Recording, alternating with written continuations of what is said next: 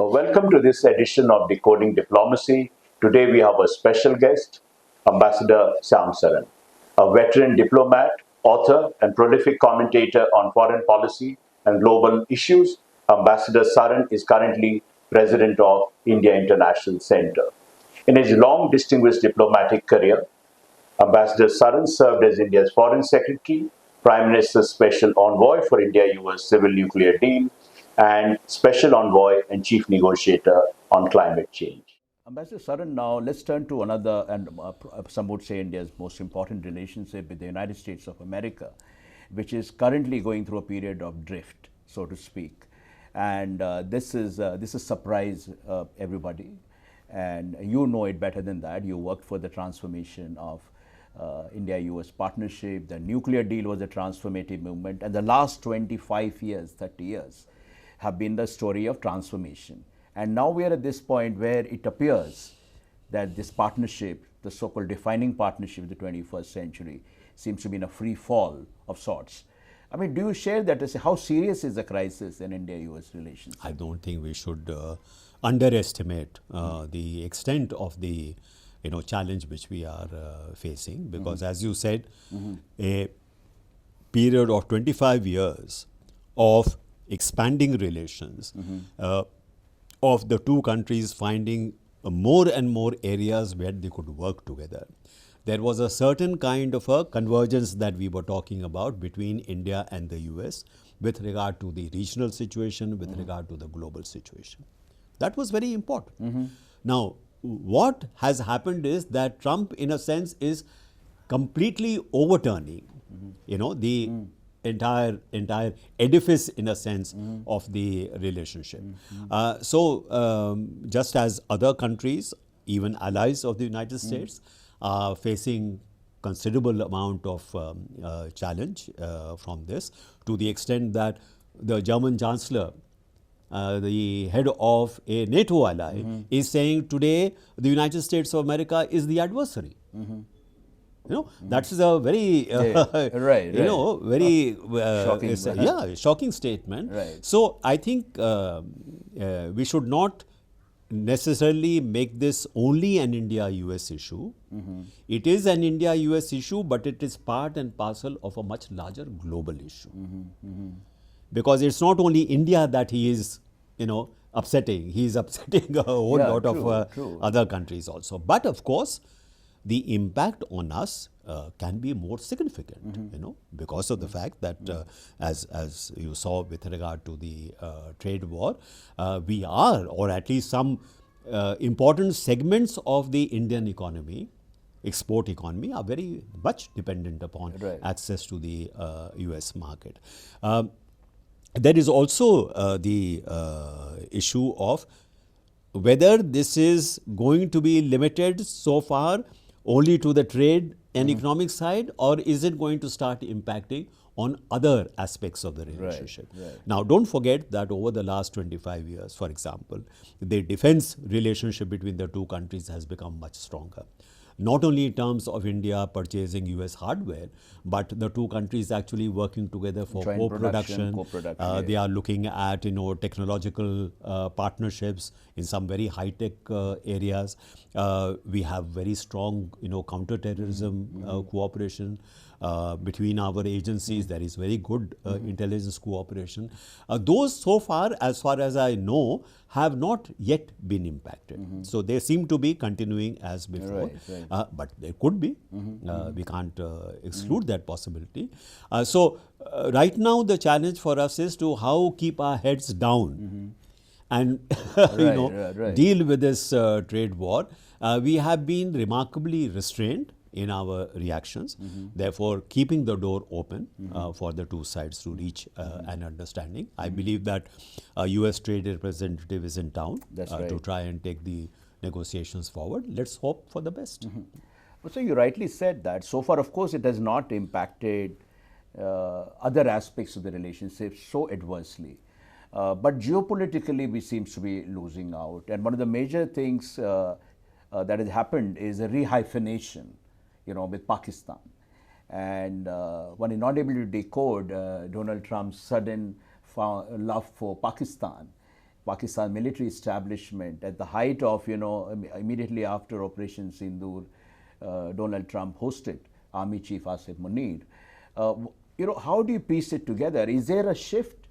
Abhi, is US pivoting towards Pakistan? And what are its consequences for India? Well, it is not yet clear that shift is taking place.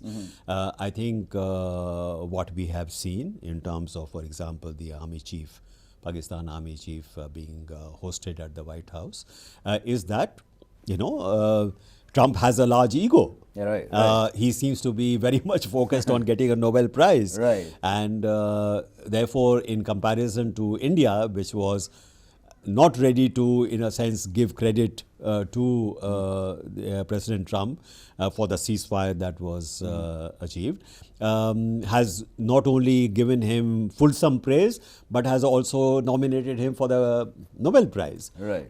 So I think those factors are perhaps more at play rather than some kind of a major, sort of strategic shift of the United States. Now, that remains to be seen whether or not this goes further than what we have seen so far.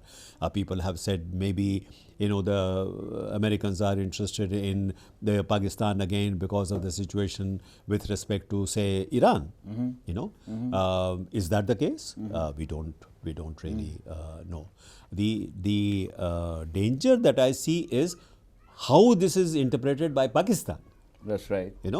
So if Pakistan's effort has been to rehyphenate with India, if the effort of Pakistan is to get international attention focused once again on Jammu and Kashmir, if the intention is to make India-Pakistan relations an international issue, so that there has to be international intervention in order to prevent two nuclear weapon states from going into a escalatory conflict.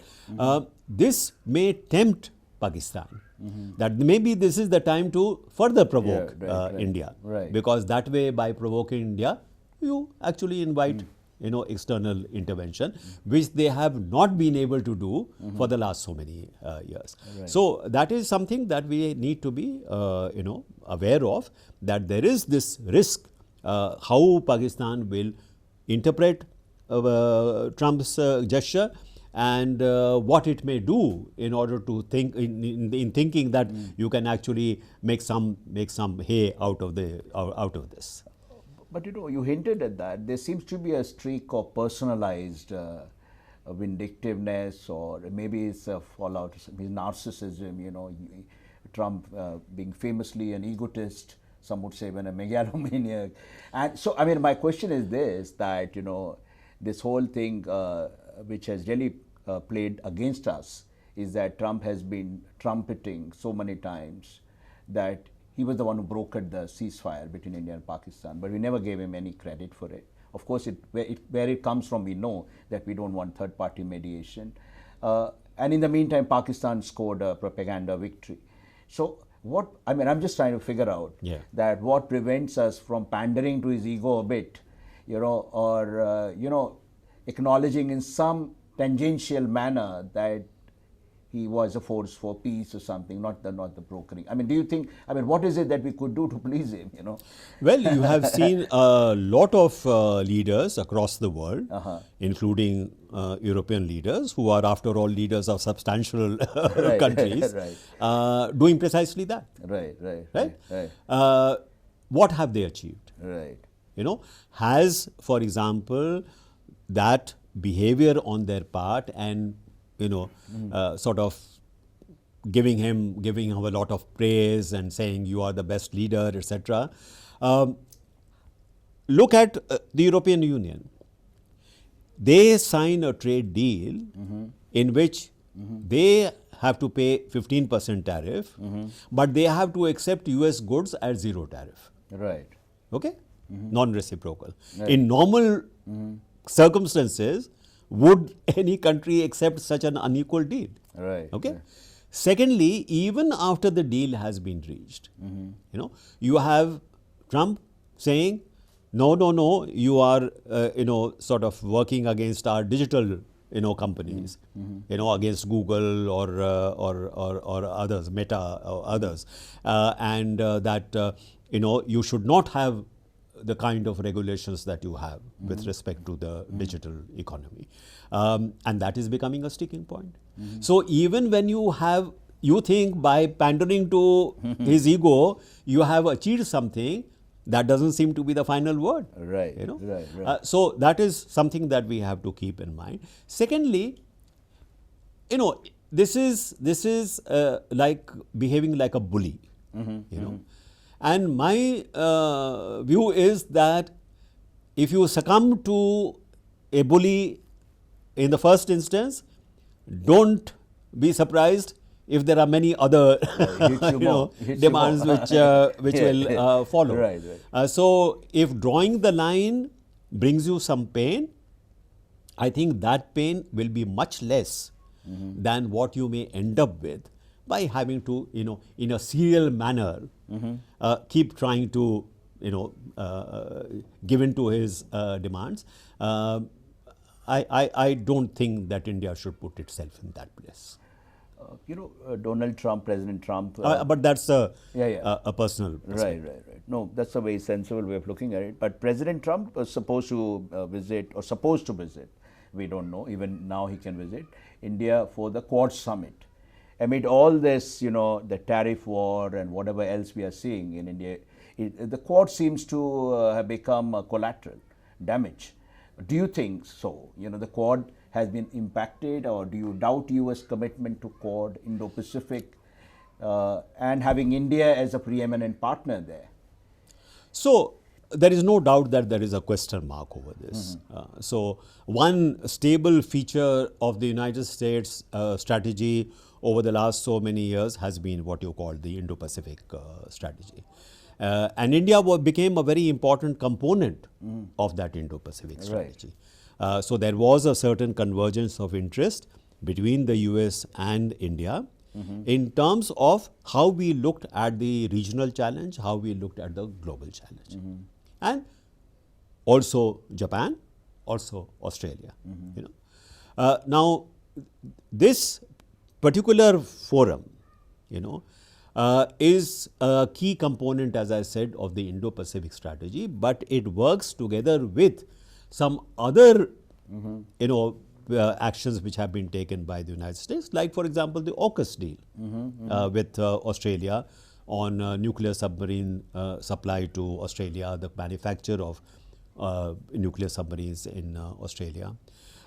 You have the effort made by Biden, for example, that the bilateral alliances the US has with Japan on one side and Korea on the other side, they should try and see whether they can work together almost like a trilateral alliance, and considerable progress has been achieved in that.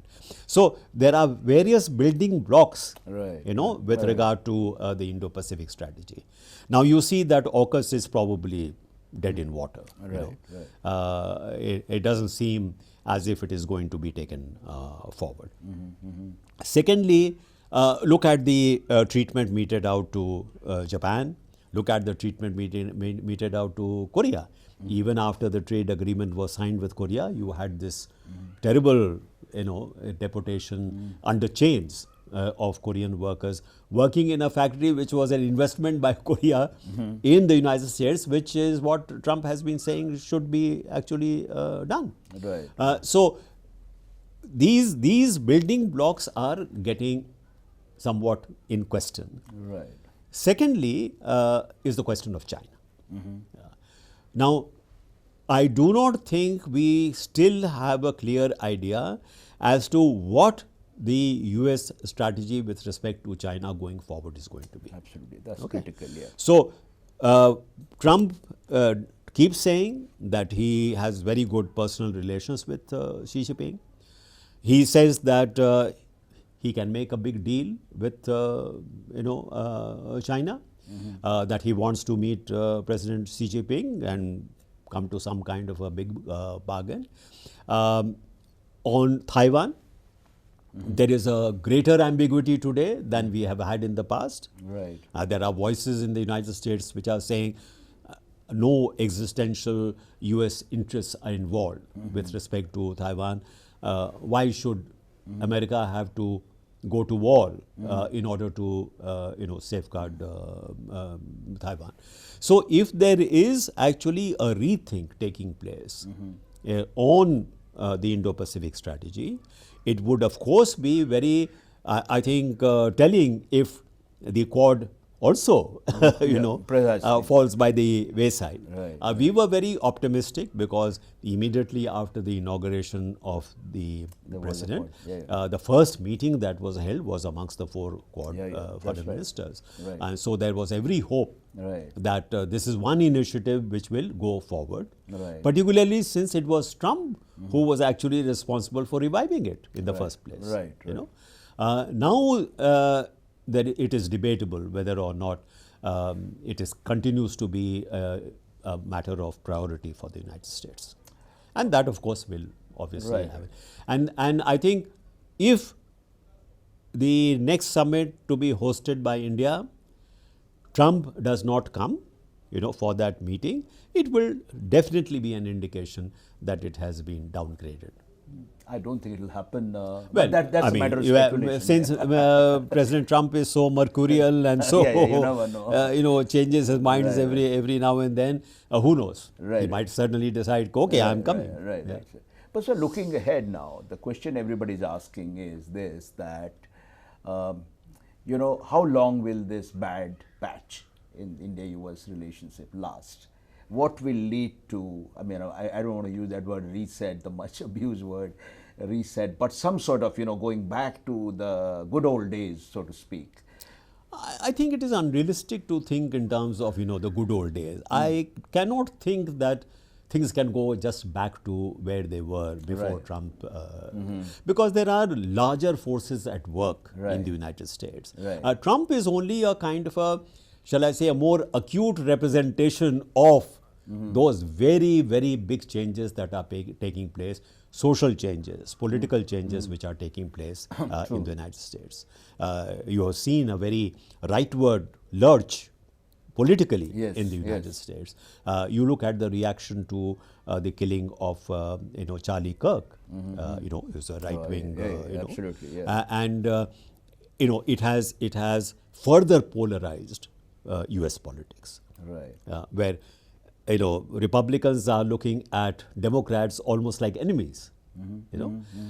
So that kind of polarization is really the outcome of not just what Trump is doing, but it is an outcome of many other larger forces at work, and it is a question mark whether or not even after Trump demits office, that these trends will not continue. Right.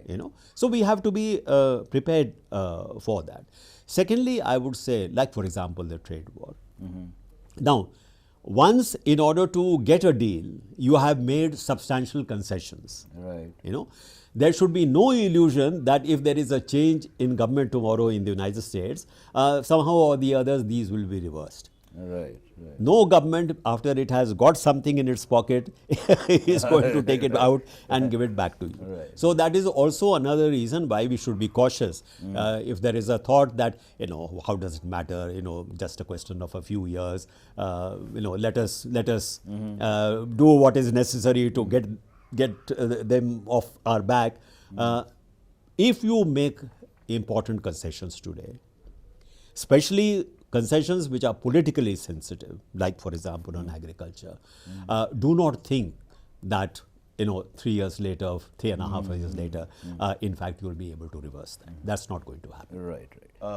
Ambassador Saran, now when we are talking about India-US partnership, one of the major animating factors was the US promise to make India a sort of global player, a global power.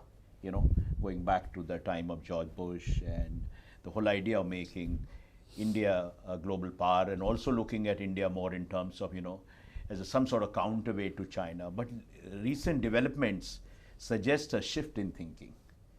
I mean, do you think the US is still committed to spurring the rise of India, accelerating the rise of India as a major global player? First of all, I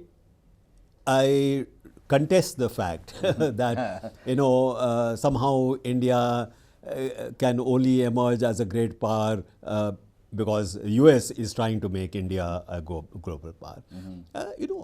Nations become strong, nations become major players because they develop their own economic, security, technological capabilities. Even when I was negotiating the nuclear deal between India and the US, India-US nuclear deal was possible because the US acknowledged that India was emerging as a substantial power. It had important economic capabilities. It had very good technological capabilities, despite the fact that for several years there were US sanctions against India. Okay, that India was growing at the rate of, at that time, 8 to 9% per annum when I was Foreign Secretary. India was being talked about as the next China in terms of potential. I'm not comfortable with the idea that the US was trying to make India a global power. Now that the US may no longer be so interested, India will not become a global power. That's not. No, that is not what I was talking about.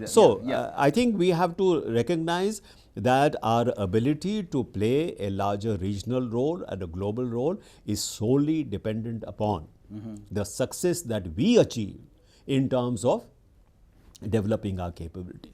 Now, India can certainly look at the United States as a major partner in that trajectory. Right. Okay. Right. So, not that we would stop growing because the US has, drawn its hand back. After all, before 2005, we were still growing, isn't it? So, I think the way to look at this is that it continues to be a valuable asset for us if the United States of America, in fact, has a cooperative relationship with us, has an interest in partnering India in technology, in terms of the economic partnership between the two countries. That is good for India. Right. If it is no longer available, it's not that the World Cup will come to an end. Absolutely. I think we have to be right. clear about that.